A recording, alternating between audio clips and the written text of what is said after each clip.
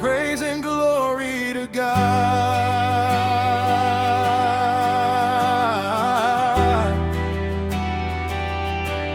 I'm gonna refuse to answer, and then you can kick him. This is my prediction. So COOKout, yeah, that's fine. So COOKout, hey, buddy, this is not your panel. Hey, shush.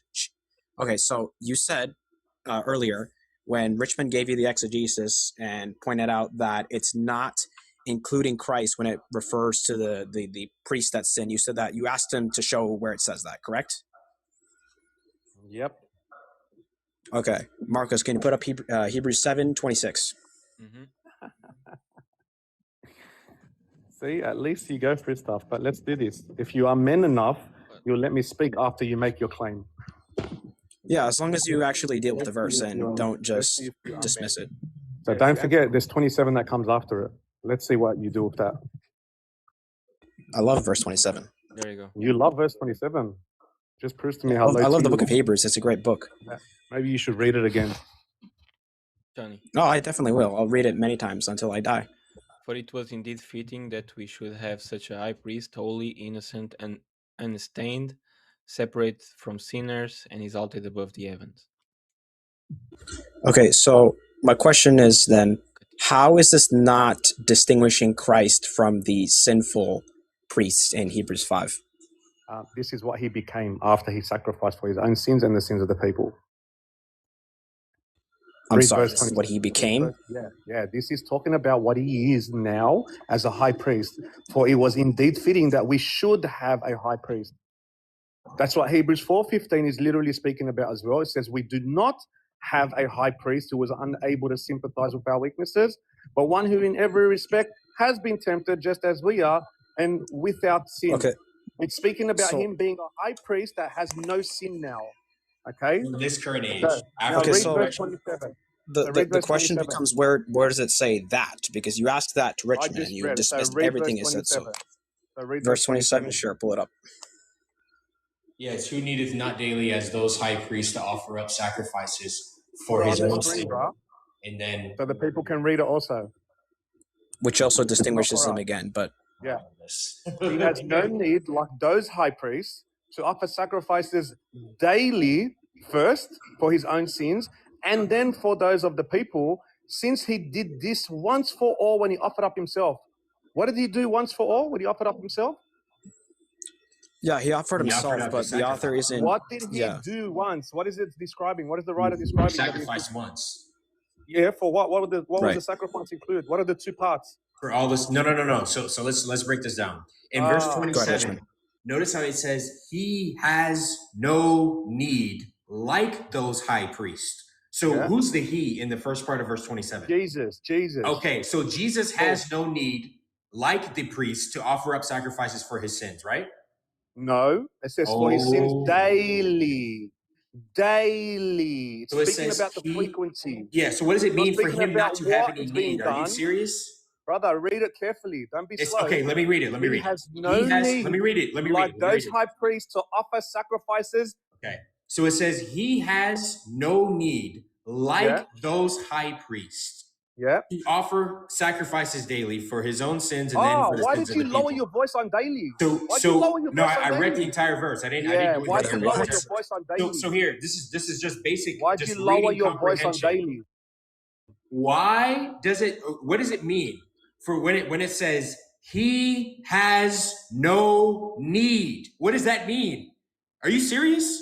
It's talking about the daily. You're low T, bro. Get someone else up so here, he has no need. Anyway, Johnny, brother, daily is referring to. Johnny, get back there, bro. Richmond, do you know why it says daily?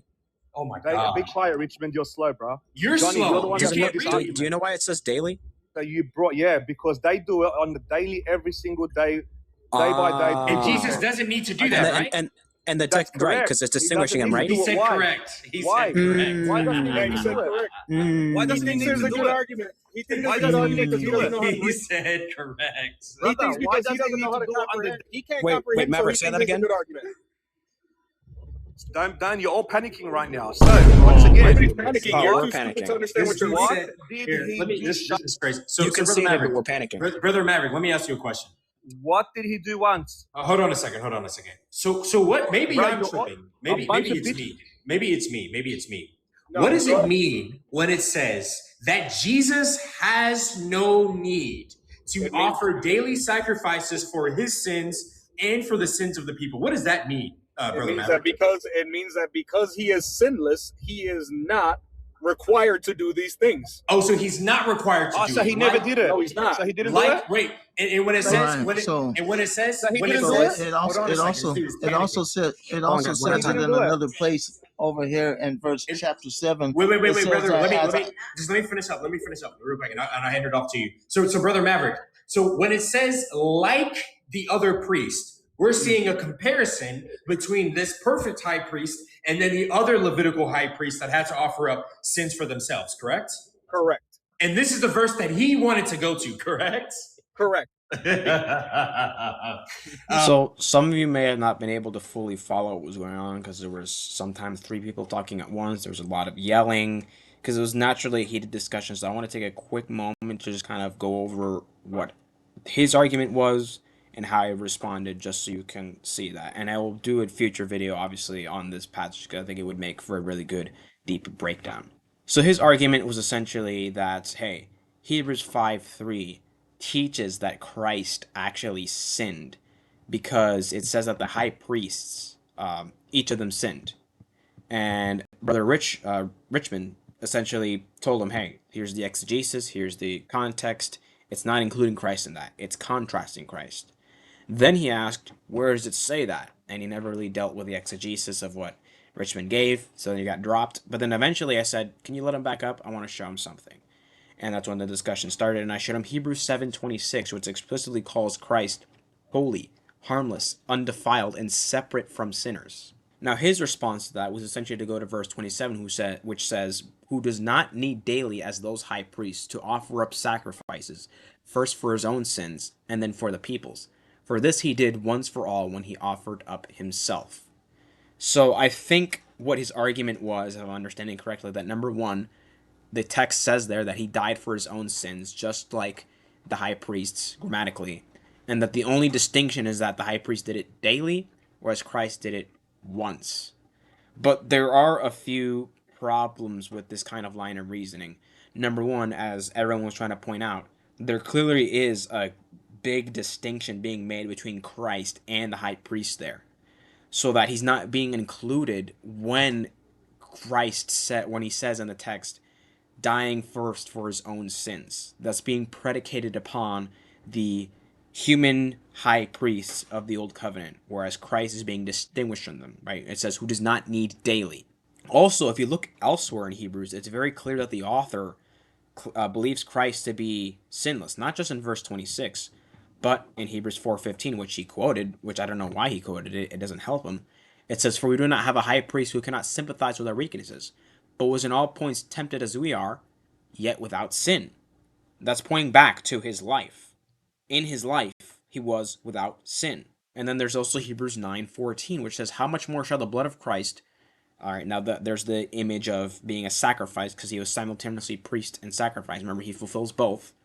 Who through their eternal spirit offered himself without spot to God. Notice, without spot. Cleanse your conscience from dead works to serve the living God. So even the author of Hebrews explicitly affirms Christ is without sin, right? In his sacrifice, he was perfect. And thirdly, that actually is in line with the Old Testament standard, because you couldn't offer unclean sacrifices, right? The sacrifice needed to be clean, perfect, without blemish.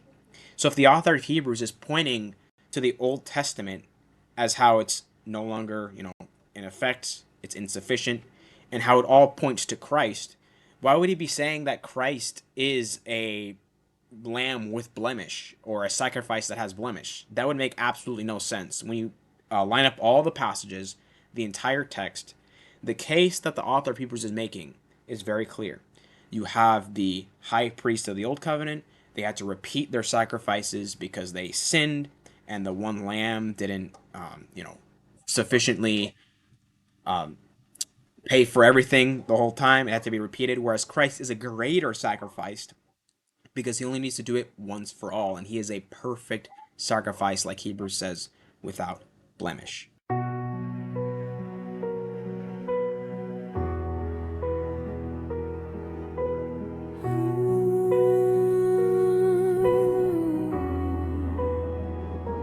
came in empty-handed with dust on my shoes.